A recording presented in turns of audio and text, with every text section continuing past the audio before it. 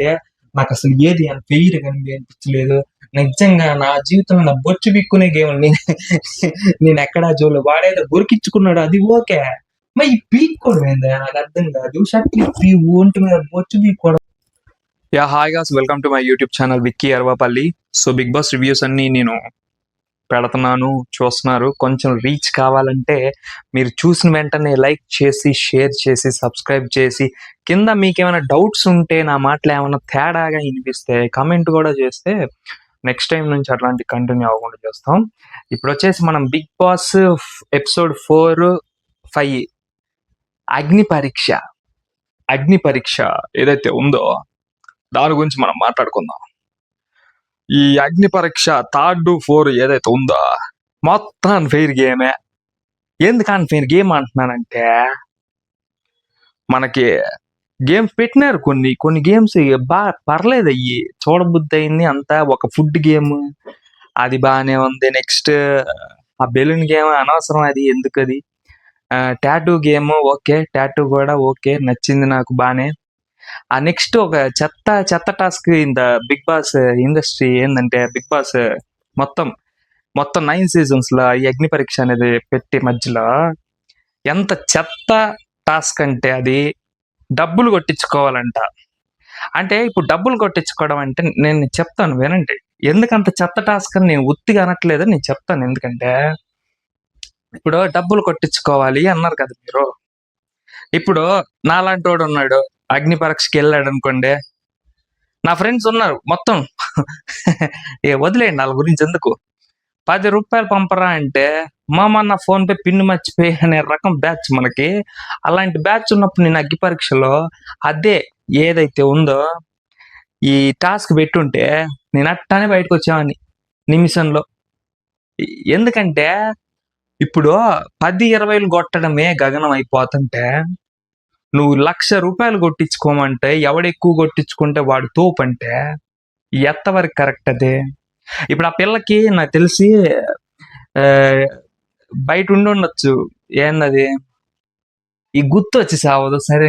ఆ సర్కిల్ ఉండి సావచ్చు. ఆ సర్కిల్ నుంచి 90 కాదు 2 లక్షలు కొట్టించుకుంటది అయ్యా. పాపం వాడు పిల్లోడు ఎవడాడు అవతల ఉన్నాడు, ఆడికి పాపం 10,000 రావడమే కష్టమైపోయి వాడి ఫస్ట్ టార్గెట్ ఎంత తెలుసా? 10,000. అంటే వాడి లొకాలిటీలో ఉన్న ఫ్రెండ్స్ మిడిల్ క్లాస్ అవ్వుండొచ్చు, కొన్ని విషయాల్లో బాధలు ఉండొచ్చు. అందరికి మనం కరెక్ట్ అదే మనీ కొడతారని మనం అనుకోలేము కదా. వాడు అడగడమే 10,000 అడిగితే ఈ పిల్ల అడగడమే 90,000 అడిగింది. ఇక దేవుడి అంతా అడిగి 10,000 వచ్చినాయి, ఈ పిల్లకి 50,000 వచ్చినాయి ఒక సిట్టింగ్ లో. అయితే అది ఎనఫ్ మనీ కాదని చెప్పి శ్రీముఖి అన్న తర్వాత ఈడు ఇంకొకరిని ఎవరినైనా అడిగే ఛాన్స్ ఉందా అని అంటే, ఆ ఉంది అడగచ్చా అన్నది శ్రీముఖి. ఈడు అడిగి పాప మా లక్క దగ్గర నుంచి 50,000 కొట్టించుకున్నాడు. అంటే ఆ లక్క ఏం ఆలోచించకుండా 50,000 కొట్టింది. అదే మా అక్క అయితే 50 రూపాయలు కూడా లేవరా పో అంటది. తర్వాత విషయం, ఆడికి 50,000 కొట్టింది. మొత్తం ఆడి 50 ఒక 10 మొత్తం 60. ఈ పిల్లకి 50 ఇంకో 40 మొత్తం 90 వచ్చాయి. అదేంటంటే విచిత్రం, ఈ పిల్ల గెలిచిపోయింది టాస్క్ లో. అంటే ఇప్పుడు గేమ్ ఉంది, మీరు టాస్క్ పెట్టారు ఓకే, నేను ఒప్పుకుంటాను. డబ్బులు టాస్క్ అంటే అది కరెక్ట్ కాదు, సరే పెట్టారు ఒప్పుకుంటాను. ఇద్దరిని స్టేజ్ మీద ఉంచి మీరు 1,00,000 రూపాయలు కొట్టించుకోవాలి, ఎవరికైతే 1,00,000 వస్తాయో వాడి బేబీ గోల్డెన్ సీట్ కి అర్హుడు అని ఒక మాట అంటే ఎంత బాగుండేది. అది వాడంట ఇక గేట్ బయటికి పోవాలంట, ఈ పిల్ల ఏందంట లోపల ఉండాలంట. ఉన్న తర్వాత వాడి గేమ్ తెలియదు కాబట్టి ఆడు వచ్చి ఆ పిల్ల ఫస్ట్ 90, ఆ పిల్ల కొంచెం నేనేంటంటే ఆ పిల్ల కూడా మంచి కాన్సన్ట్రేటెడ్ పర్సనే ఒప్పుకుంటా. ఎందుకంటే అడగడమే 90,000 అడిగిందంటే ఆ పిల్లకి తెలుసు ఎక్కువ అడిగితే మనం ఏడు ఉంటామని చెప్పి. పాపం పిల్లగాడికి తెలియదు, వాడి సర్కిల్ అలాంటిది కాదేమో, డబ్బులు రావు కదా అందరికి. అందుకని సర్లే ఈ పిల్లకి వచ్చినాయి, సీట్ వచ్చింది, వెళ్ళిపోయింది. అన్ఫేర్ గేమ్ అది అందరికీ తెలుసు, మీకు తెలుసు, నాకు తెలుసు, అగ్ని పరీక్ష చూస్తున్న అందరికీ తెలుసు. ఇక ఎక్కడ సమస్య వచ్చిందంటే, ఓ పిల్ల మొత్తం కంటెస్టెంట్ల నిలబడి లెగిసి ఇది అన్ఫెయిర్ అని ఎవరికైనా అనిపిస్తుందా అని అడిగితే శ్రీముఖి పిల్ల లేచింది అన్ఫెయిర్ అని. ఆ గట్స్కి మెచ్చుకోవచ్చు ఆ పిల్లని. నేను ఇక్కడ డిస్ప్లే చేస్తాను చూడండి. ఆ పిల్లని మెచ్చుకోవచ్చు. ఎందుకంటే అంతమంది కంటెస్టెంట్‌లో గెలిచి ఆడదాకెళ్ళాక ఆ పిల్ల చెయ్యి ఎత్తి మాట్లాడింది. ఏమని? అన్‌ఫెయిర్ అనిపిస్తుందని. అంటే ఆ పిల్ల గట్స్‌కి అంటే నన్ను ఇక్కడి నుంచి పంపించేత్తారేమో తేడాగా మాట్లాడితే అన్న విషయానికి లేకుండా ఆ అమ్మాయి చెయ్యి ఎత్తి అన్‌ఫెయిర్ ఏమో అనిపిచ్చింది అని జెప్పేసి అన్నది. అన్న తర్వాత శ్రీముఖి అవునా కూర్చో అయితే. అంటే ఇప్పుడు కాదు శ్రీమతి పాప నువ్వు నువ్వడిగినావు కాబట్టి ఆ పిల్ల లేచింది. అవునా కాదా? నువ్వడిగినావు. ఏమని అడిగినావు? అన్‌ఫెయిర్ అనిపిస్తుందా ఇక్కడెవరికైనా? అని అంటే ఆళ్ళందరూ ఏందంటే బయటికి పోతారేమో బయటికి పంపిస్తారేమో అన్న ఉద్దేశంతో ఆళ్ళేమో చెప్పలే. అయితే ఆ పిల్ల లెగిసిన తర్వాత నువ్వేమన్నావు? సర్లే కూర్చో అన్నప్పుడు నువ్వు అన్‌ఫెయిర్ గేమ్ ఎందుకని అడిగినావు పాప నువ్వు? సరే నీది పక్కనుంచు. ఆయన జడ్జి గారు. నేనెవరినైతే ఫస్ట్ వీడియోలో పొగిడినానో ఆయన పెద్ద మనిషి. ఆయనేమన్నాడంటే లెగిసి, "ఆ! ఊరు నుంచొచ్చేసి ఇన్ని సీజన్‌లు నడిపిన మాకు జెప్పాల్సిన అవసరం లేదు. వెళ్లి కూర్చో" అని జెప్పేసి అన్నాడు. ఆ పిల్లని స్టేజ్ మీదకి పిలిసి చూడండి. ఆ పిల్లని స్టేజ్ మీదకి పిలిసి అంత అవమానం చేసి మళ్ళీ పంపించాల్సిన అవసరం ఏందబ్బా! నువ్వు ఎవరాయన పేరు? ఇట్లాంటివి జేసినప్పుడు పేర్లు గూడా గుర్తురావు. నవదీప్. సరే నవదీప్ గారు అట్టా చేయడం కరెక్ట్ కాదండి. ఊరు నుంచి వచ్చినావంటే అందరం ఊరు నుంచి వచ్చినాం. ఈరోజు ఆ స్టేజ్ ఎక్కి నువ్వు సీటు మీద కూర్చున్నావంటే నువ్వు ఊరు నుంచి వచ్చినోడివే గదా! మనమేమైనా పైనుంచి ఊడిపడ్డామా ఎవడైనా? అందరం ఊరు నుంచి వచ్చిన వాళ్ళమే. నువ్వు చెప్పినావు ఆ పిల్ల ఊరు నుంచి వచ్చింది. నువ్వు ఊరు నుంచి వచ్చినావు. ఆ సీనుకి ఎవరైతే కూర్చోమందో ఆ పిల్ల ఊరు నుంచే వచ్చిందే. బిందు మాధవైనా, అభిజిత్ అయినా ఎవడైనా ఏదో ఒక ఊరు నుంచి రావాల్సిందే. మనమైతే భూమి మీద మనం పెద్ద దేవుళ్ళం కాదు. ఏడు నుంచి ఏడబడం కదా. ఊరు నుంచి వస్తాం. చేసింది ఆ పిల్ల. ఆ పిల్ల లేచింది. అన్‌ఫెయిర్ గేమ్ అని చెప్పేసి ప్రశాంతంగా గట్స్‌గా నిలబడ్డది ఆ అమ్మాయి.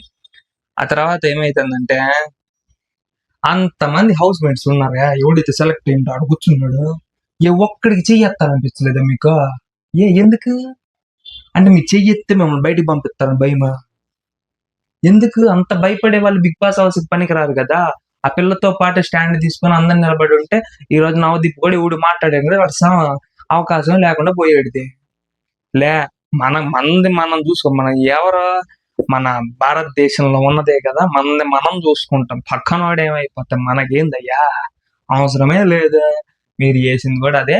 ఎవరైతే కంటెస్టెంట్‌లా గోల్డెన్ సీట్‌లో కూర్చున్నారో నాకసలు మీరు మినిమమ్ కూడా అంటే సెల్ఫిష్ తత్వం ఉండాలా. కానీ అది ఎంత వరకు ఉండాలో అంతవరకే ఉండాలా. అది ఎక్కువుంటే మీకే ప్రమాదం. సరే మీరేదో మీ 15 మందిని హౌస్‌లో పంపించేత్తారన్న ఉద్దేశంతో ఆ పిల్ల స్టాండ్ లేపి నిలబడ్డా ఎవ్వడు ఒక్క మాట మాట్లాడకుండా కూర్చున్నాడు.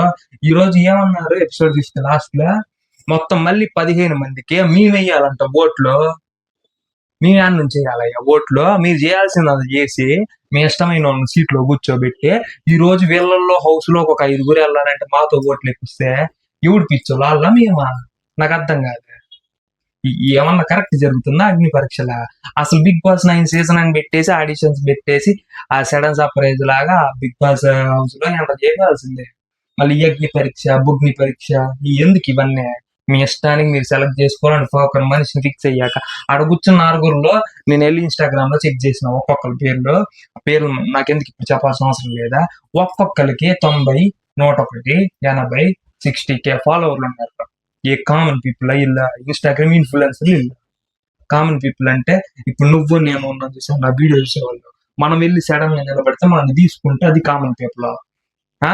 అంత వాళ్ళని ఇన్‌ఫ్లుయెన్సర్ అంటారు వాళ్ళని కామన్ పీపుల్ అని మీరు తీసుకున్నారు. కొంతమంది ఆహ్, బె టైర్‌లెత్తినా, డంబులెత్తినా ఎవడికేం కనపడలా.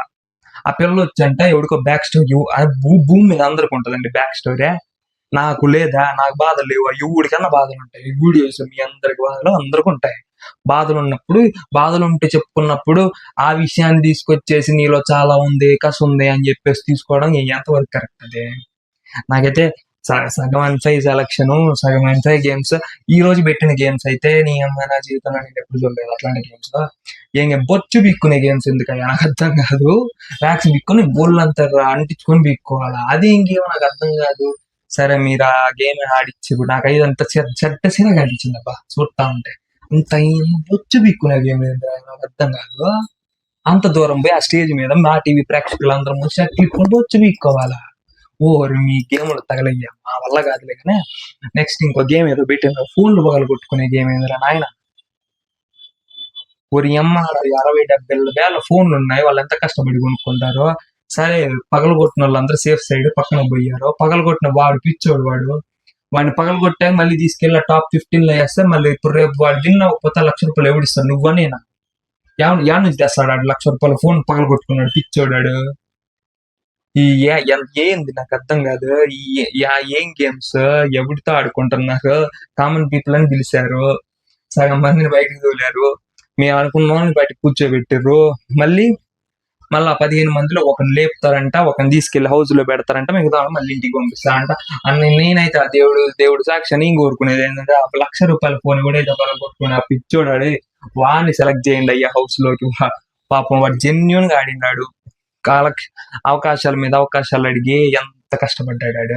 ఫోన్లు పగల కొట్టుకోవడం ఏందా? ఇప్పుడు ఆడు సెలెక్ట్ అవ్వకుండా హౌస్ నుంచి బయటికి పోతాడు అగ్ని పరీక్ష నుంచి, వాడు ₹1,00,000 ఫోన్ గుడిస్తాడు. నేనా నువ్వా మాటికి వాళ్ళు గుడిస్తాడు అగ్ని పరీక్ష టీం ఇస్తుందా?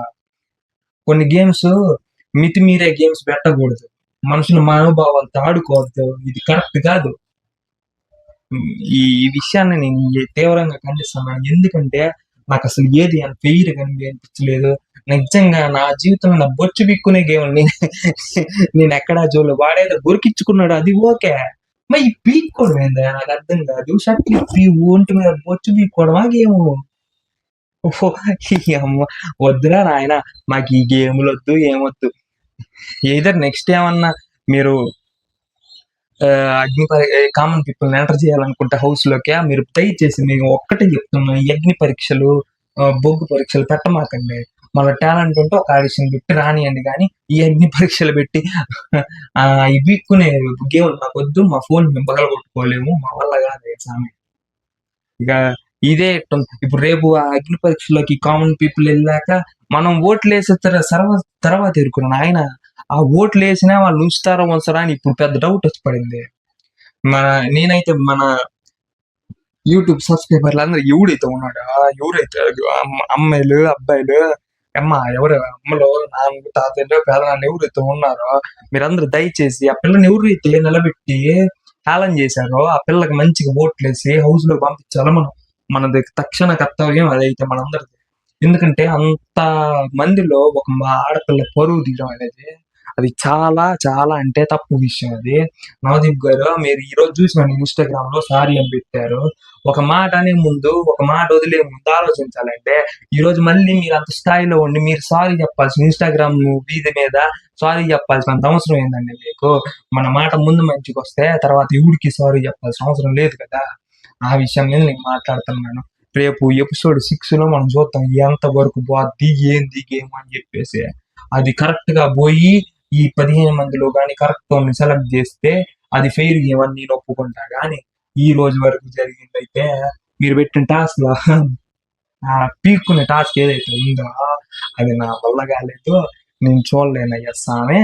దయచేసి అట్లాంటి గేమ్లు కాకుండా బిగ్ బాస్ హౌస్ లో ఉన్న కొంచెం మంచిగా ప్లాన్ చేసి పెట్టండి అయ్యా. సో అది మరి విక్కీ అరవపల్లి ఫాలోవర్లు వాడు పిచ్చోళ్ళు వాగుతున్నాడు. వాడు పాపం మీకోసం రివ్యూలు ఇచ్చుకుంటూ వాడికి కొన్ని సబ్స్క్రైబ్ కొట్టి లైక్ కొట్టి షేర్ కొట్టండి. అట్లా ఏమన్నా స్టేటస్ అయితే పెట్టండి, లేదా కామెంట్లు వాడు నువ్వు ఇది కరెక్ట్ మాట్లాడేది అబ్బే అని చెప్పి స్టాటస్ కామెంట్ పెడితే నేను కూడా సరే తర్వాత నుంచి మంచిగా మాట్లాడాలి, అన్నోళ్ళు ఫీల్ అవుతున్నారు, నా ప్రేక్షకులు ఫీల్ అవుతున్నారు అని చెప్పేసి నేను కూడా నోరు అదుపులో పెట్టుకొని మాట్లాడడం అయితే జరుగుతుంది. సో లైక్ చేయండి, షేర్ చేయండి, సబ్స్క్రైబ్ చేయండి. Love you guys, love you. Bye.